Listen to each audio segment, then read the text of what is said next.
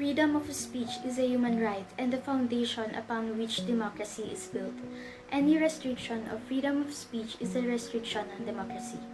Those were the words of Deeyah Khan. Freedom of speech is a human right.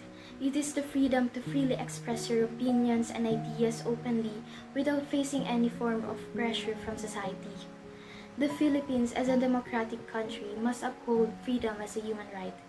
However, this right has rather become a fight.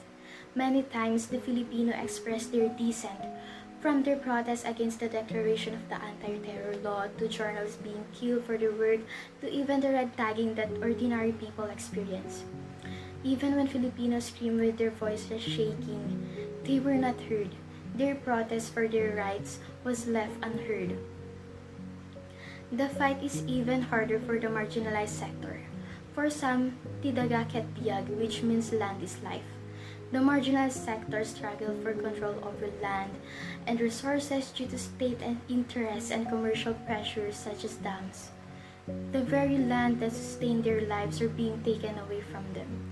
Their lives are being taken away from them. The politics of this country influences everyone.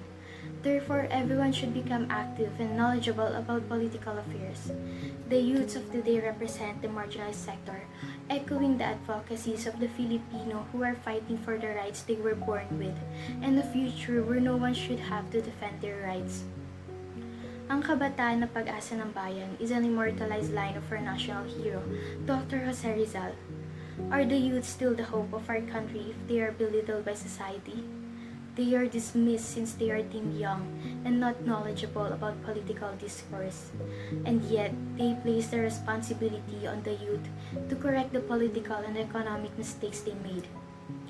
The youth should not be afraid to speak out, because they have the power to create a wave of change and should be given the space to be heard, considered, and acknowledged.